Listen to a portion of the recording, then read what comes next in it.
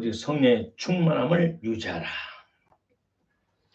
우리가 사는 이 세상은 참으로 뒤틀리고 삐뚤어진 악한 세상입니다. 사탄이 세상을 지배하고 있기 때문에 하나님의 거룩한 의와 공의와 사랑과 자비와 공의와 신실은 이 땅에 너무나 적습니다. 이런 세상에서 하나님이 원하시는 것을 배우고 훈련한다는 것은 참으로 어렵습니다. 쉽게 배울 수 있는 것들은 우리에게 실질적으로 별로 큰 가치가 없습니다. 그러나 힘들고 애써서 우리가 배워온 것들은 우리에게 큰 도움이 됩니다. 우리가 예수님을 구주로 영접하고 믿음 생활을 할 때 어떤 것은 가볍고 쉽지만 어떤 것은 하기 싫고 가능하면 그걸 하려고 안 합니다. 우리가 본문에서 제가 계속 이어서 성령님에 대해서 말씀했습니다. 오늘은 주님을 만날 때까지 성령으로 계속하여 충만하려면 어떻게 해야 될까? 성령 충만은 참으로 받기가 어렵습니다. 구하고 찾고 두드려야 됩니다. 많은 희생과 헌신과 수고와 공로가 따라가야 됩니다. 또 회개할 때 체면을 깎이기도 하고 배상을 해줘야 합니다. 그래서 올바른 회개하는 대가를 지불해야 됩니다. 그리고 작정기도, 시간을 정하고 날을 정하고 하는 작정기도, 어떨 때는 금식기도, 참 성령을 받기는 매우 많은 우리의 수고가 따라갑니다. 그래서 받은 이 성령 충만함을 주님 만날 때까지 끝까지 잘 유지해야 됩니다. 잘 유지하려면 오늘 이 말씀을 깊이 마음에 새기시기를 축복합니다.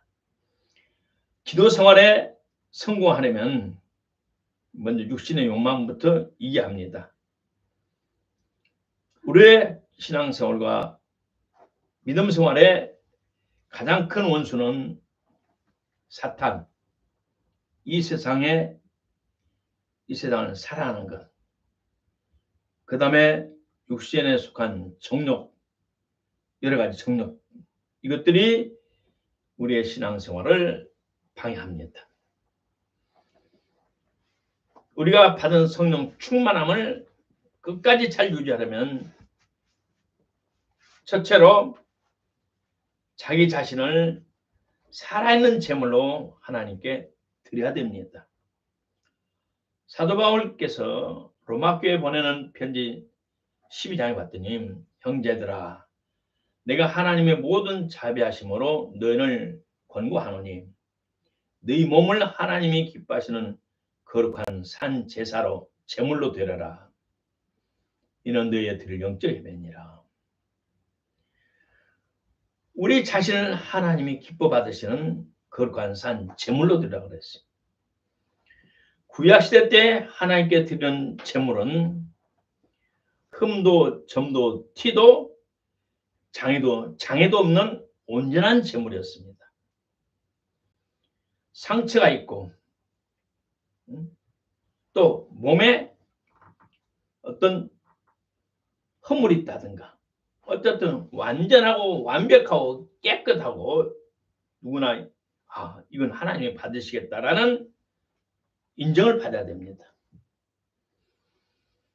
우리도 하나님 앞에 내 자신이 예수님께서 핏값으로 나를 사셨어요. 그리고 구원을 받았어요. 예수님의 피는 존귀하신 하나님의 피입니다. 피가 사람의 생명인 것처럼 예수님의 피는 하나님의 생명입니다. 그래서 히브리서에는 말하기를 염소와 송아지 피로 아니하고 오직 영원하신 예수님, 말씀이 육신이 되신 예수님의 피로 우리 영원한 속죄를 이루어서 우리의 죄값을 청산하셨다고 말합니다. 예수님의 보혈로 말미암아 죄 사함을 받고 회개하였고 성령을 받아 저희들은 새 사람이 되었습니다. 하나님께로부터 은총을 입어서 사탄으로부터 해방되고 하나님의 거룩한 자녀가 되었습니다. 그러므로 우리 자신을 하나님이 기뻐하는 산 제물로 드려야 됩니다. 우리 예수님께서는 하나님 아버지의 뜻을 따라 이 악한 세대에서 저와 여러분을 구원하시려고 우리를 살리려고 자기 몸을 희생제물로 드리셨어요. 그러면 우리는 자신의 욕망을 따라 살지 않고 하나님의 소원에 따라 살아가는 것이 산제물로 드리는 것입니다. 자기의 욕심 따라 사는 것이 아니고 하나님이 원하심 따라 하나님의 소원하심에 따라 사는 것. 하나님 은혜를 보답하는 마음으로 자신을 산 제물로 흠도 점도 티도 없이 완벽하게 살아가는 것이 하나님께 드리는 산 제사입니다. 산 제물로 드리는 것은 우리 말에 입으로 드리는 것. 또 우리가 과와 과부를 환난 중에 돌봐주는 것. 성령이 쉬지 않고 운행하시는 예배를 드리는 것. 이것이 산 제물로 하나님께 드리는 신령한 예배입니다. 산 제물로 드리는 생활입니다. 하나님의 자녀로서 흠없는 언어 생활. 한말로 성령 운행하고 한말로 사탄이 운행해요. 그러므로는 마귀에게 사탄에게 올무되는 말을 함부로 해서는 안 됩니다.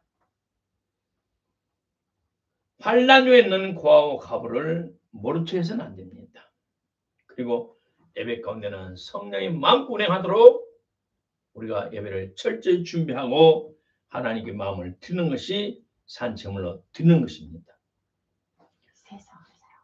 두 번째, 우리가 성령의 충만함을 유지하려면 이 세상의 모든 것을 버려야 됩니다. 로마서 12장 2절에 너는 이 세상을 본받지 말라. 이 세대를 본받지 말라. 세상은 깁니다. 그러나 우리가 살고 있는 이 2020년, 2010년, 1980년, 1990년 우리가 내가 세상을 접촉한 나이를 먹고 살아가는 이 시대를 그 시대의 유행 풍조를 따라가지 말라. 우리가 이 세상을 살다 보면 벌써 50년 전에 40년, 30년, 20년 전마다 해마 그래 유행이 바꿔지고 있어요.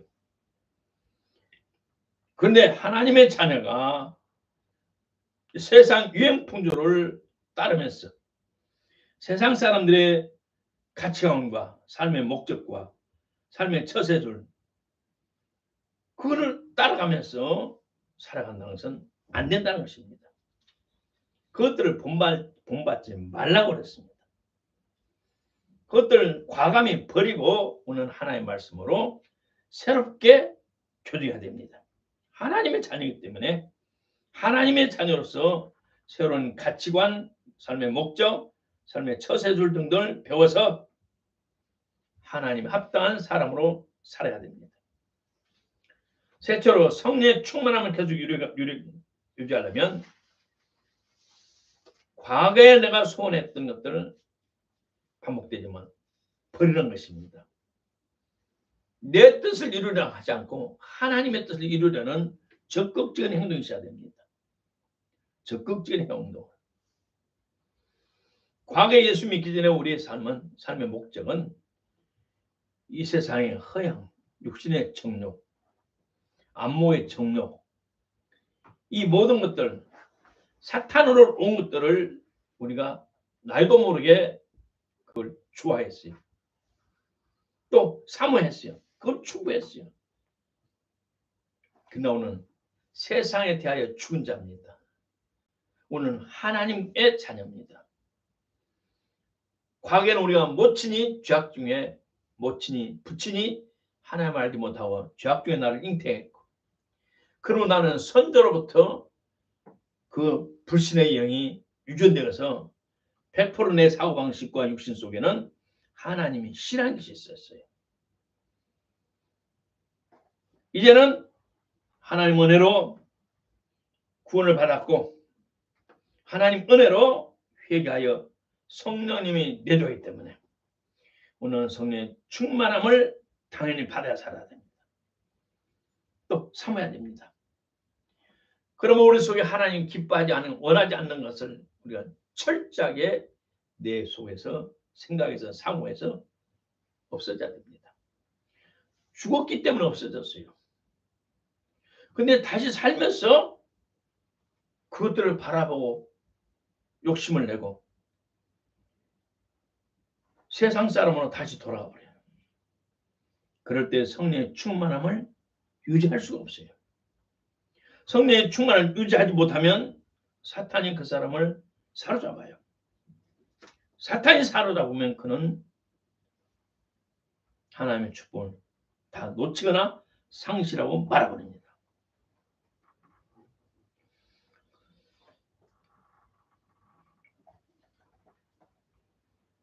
넷째로 하나님의 분명한 뜻이라면 순종의 각오가 있어야 합니다. 사도행전 5장에 하나님이 자기를 순종하는 사람들에게 주신 성령도 하나님이 자기를 순종하는 자들에게 성령을 주셨다고 말합니다.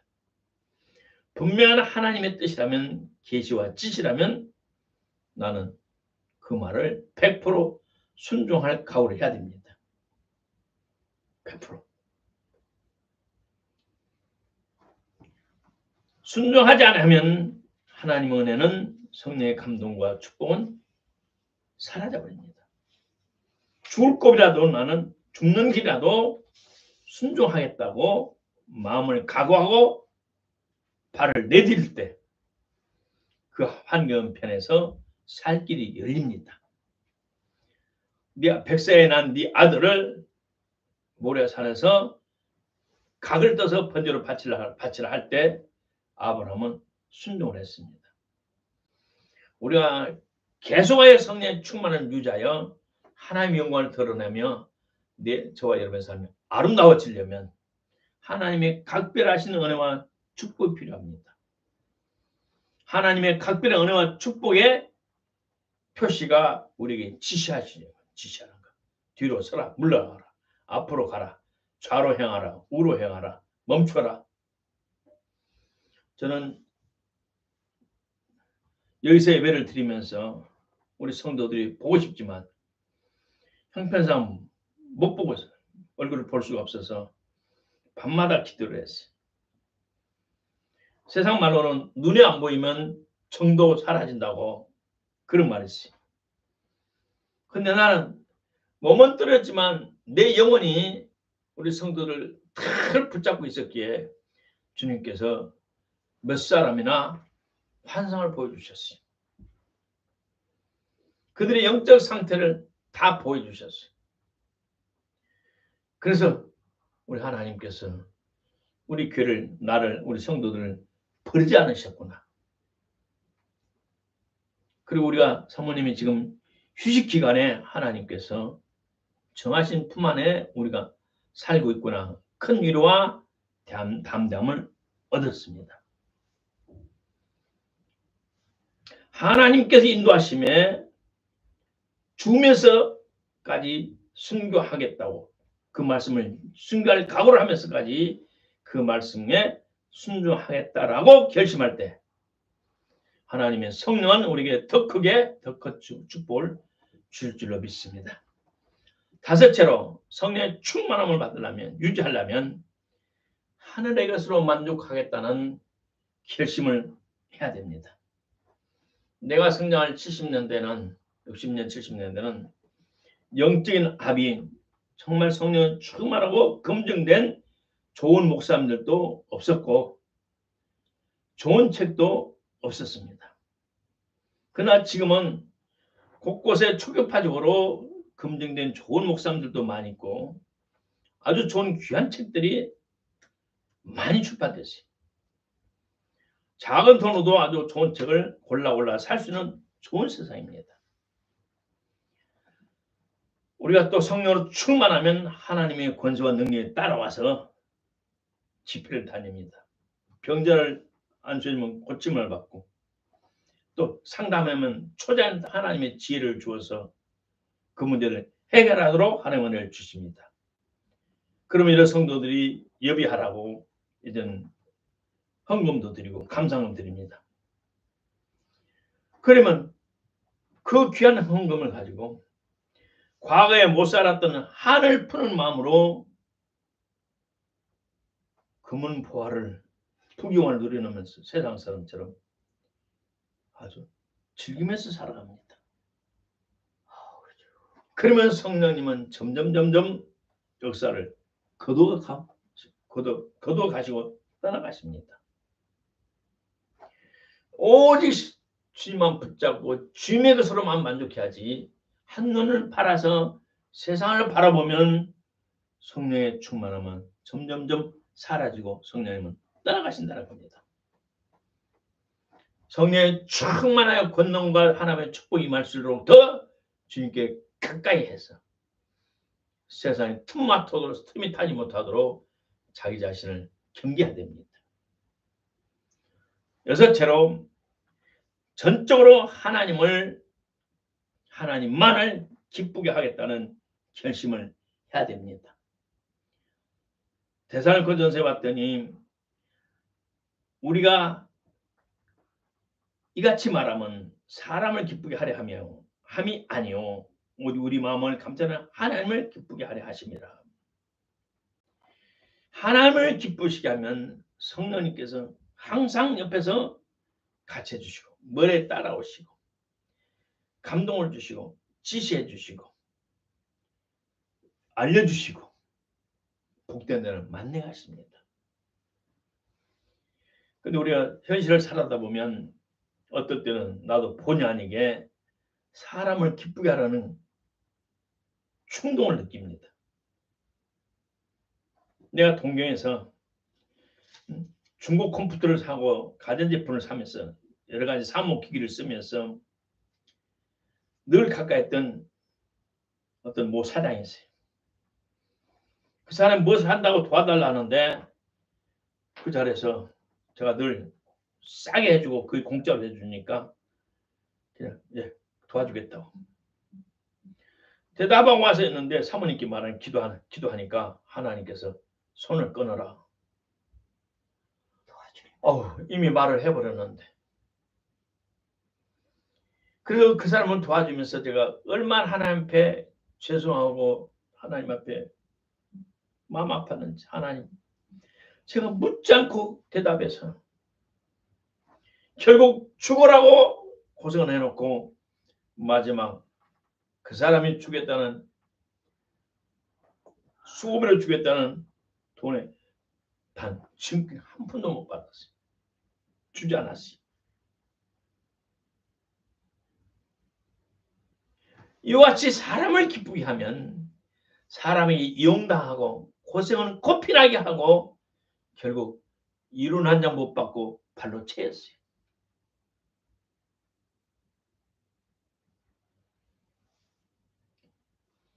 그리고 성령님께서 저에게 나를 보시면서 많이 마음 아파하셨어요. 그걸 제가 가슴에 느꼈어요. 마음에 느꼈어요. 그러면 그래서 한동안 우울해가지고 마음이 기쁨이 사라져가지고 몇 주 동안 정말 힘들게 지냈어요. 성령의 충만함 유지하려면 철저하게 하나님만을 기쁘게 하는 삶을 살아야 됩니다. 사람을 비유로 마치고 사람을 기쁘게 하면 종국에는 버림을 당합니다. 나는 그런 사람 너무나 많이 봤어요. 나도 몇 번이나 경험했어요. 몇 번이나. 어렸을 때서 살아오면서 몇 번이나 경험했어요.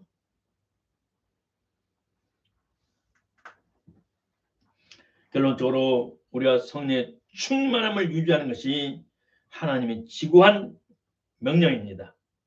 술 취하지 말라. 이는 방탕한 것이니 오직 성령의 충만함을 받으라.